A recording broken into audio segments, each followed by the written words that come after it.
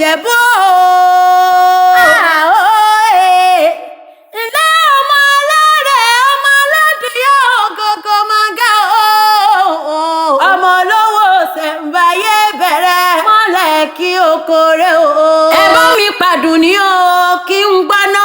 Àdùnní o Adunni-ade Àdùnní o Adunni-ẹ̀ta ìyálódẹ́gbẹ́ tọ́ba láṣẹ obìnrin akílẹ̀ Ìjẹ̀bú ìyá ẹgbẹ́ bọ́bágúnwà dáyámọ́ndì obìnrin.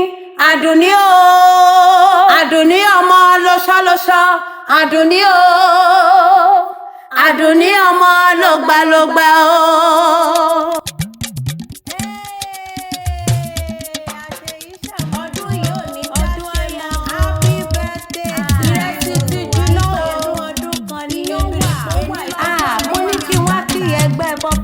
Èmi kan wá kí ẹ̀ta ìyálóde ẹgbẹ́ tọ́ba láṣẹ. Chief Mrs. Àtinúkẹ́ Kọ́lákú foríjì. Àdùnni-ade Àdùnní owó. Ìyá ìbejì ọ̀rẹ́ ìbejì. Ọmọ Ìjẹ̀bú olówó ń toyè méjì pọ̀. Wọ́n kú ọdún. Wọ́n kú yèdùn. Ọdún wẹ́ẹ́ ní jáṣe mọ́. Ayé rẹ̀ máa forí ṣọpọ́n. Orí rẹ̀ ní burú.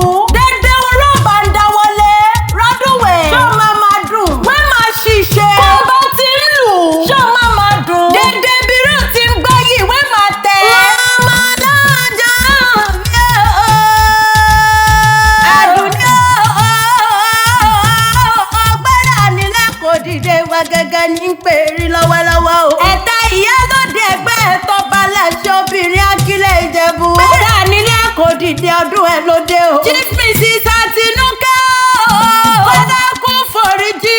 Àdùnní owó Àdùnni-ade Àdùnní sẹ́ni wọ́n mọ̀ pé o. Ìyá ẹgbẹ́ bọ́bágúnwà dáyámọ́ndì obìnrin akílẹ̀ Ìjẹ̀bú. Ó máa ṣe bó ṣe máa ṣe torí tìyẹ olóríire obìnrin pàtàkì láwùjọ akíkanjú obìnrin ẹni tó nífẹ̀ẹ́ rẹ dénúdénú tó nífẹ̀ẹ́ rẹ dọ́kàndọ́kàn ọ̀rẹ́ rẹ alábàárò rẹ alábàárin rẹ ló ní kí wọ́n pè ọbẹ̀ ológun ẹrú Àdùnní bá rìn mọ́tò sí o. Chief Mrs. Fèyí Ṣayọ̀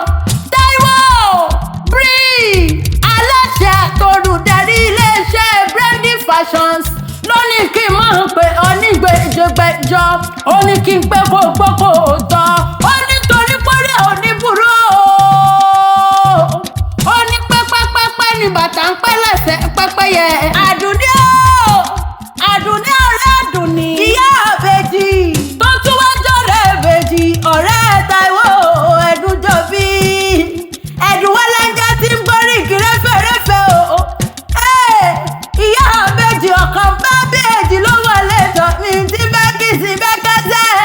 Wọ́n bẹ́ sílẹ̀ àràkì ìṣà wọ́n sọlọ́kìsà dònígbà sọ. Àdùnní olóríire tí a máa dàgọ́ ọjọ́ máa dàgọ́ ọjọ́gọ́jọ́ obìnrin wà wọ́wọ́ akíkanjú obìnrin eléyìnjú ẹ̀gẹ́ olójú àrèdè olójú wáṣẹ̀wáṣẹ̀ àtùpà bálọ̀ ìbàdí àná sá máa dàgọ́ ọjọ́ jọgọjọ adọgbadẹlẹ òwe gèlè kórè ẹlẹgàn ó túká òwe gèlè kórè ẹlẹgàn ó dàrú Àdùnní àrìn gbẹrẹ bí ẹni ẹgbẹ́ dùn ẹgbẹ́ òkúkú dùn wọ́n olórí burúkú ènìyàn ló fẹ́ kí Àdùnní sá máa wọlé máa rọra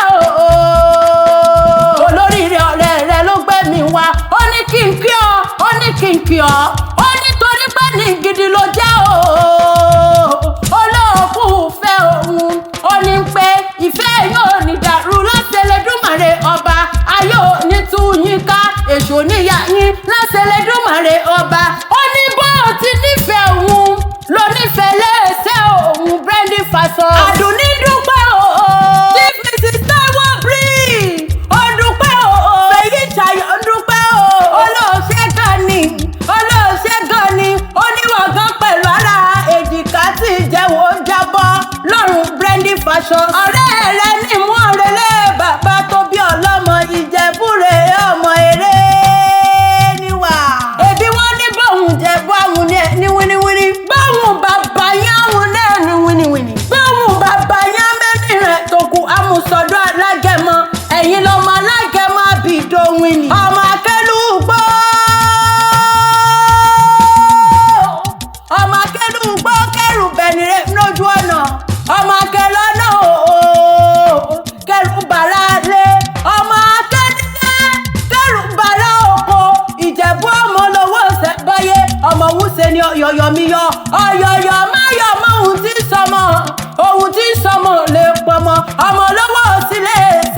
ọmọ arígbálábùwò ọmọ afọwọ́ bí ẹni fọyàngàn Ìjẹ̀bú rè é ọmọ eré niwà owó nílé òpè tiẹ̀ nílé owó lọ́nà bàbá yóò pẹ́ ọdún rẹ̀ lọ́nà owó nílé òpè tiẹ̀ nílé ọmọ lọ́nà nílé òpè tiẹ̀ lọ́nà owó Ìjẹ̀bú bàbá yín àtàwọn bàbá ńlá bàbá yín wọ́n pọ̀dún wọn lójúde ọba ọmọ aládìyẹ ògògò màgà tí ìfẹ̀yìn ayé bí àwọn kẹ́ńgbí adìyẹ gòrókùn ara orókùn ara ọ̀rọ̀ adìyẹ o ọmọ alákẹ́mọ mẹ́rìndínlógún ọmọ alákẹ́mọ òfin wọ̀yọ̀wọ̀yọ̀ lẹ́ ọmọ oníṣu mẹ́fà èjì jíjẹ èjì àjẹ èjì tó kù bàbá yẹn fi bòsà tí ó léyìn o nínú ilé àwọn bàbá tó bí yín lọ́mọ o ọmọ lọ́wọ́ ṣẹ̀ báyé lẹ́ ọmọ níhùn tó yìnbó ni o ọmọ kásọ sílẹ̀ kẹrù ọgbọ̀n lọ́sẹ̀ ni wọ́n kó kí lẹ́wọ̀n bàbá tó bí yín lọ́mọ ọmọ onígbò má dé ọmọ onígbò máwọ́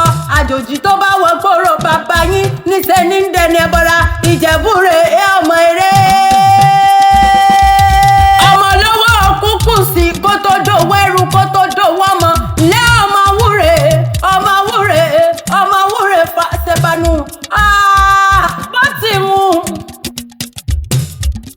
ọmọ bó ti wù ní láṣẹ mọ̀lẹ́ ẹni nínú ilé àwọn bàbá tó bí yín lọ́mọ Ìjẹ̀bú ọmọ lọ́wọ́ sílẹ̀ sálẹ̀ bẹ́ẹ̀ délé Ìjẹ̀bú ẹ bá euro ẹ bá pound sterling ẹ bá dọ́là ẹ bá náírà tí ó lóhùn ká tó kàn jaburata àṣeyí sàmọ́dún ọdún rẹ̀ ọdún owó ọdún ọlá ló sì máa ṣe ìgbà ọdún kan ni kórè ẹ̀jẹ̀ òpó kórè ẹ̀jẹ̀ òtò Adunni-ade.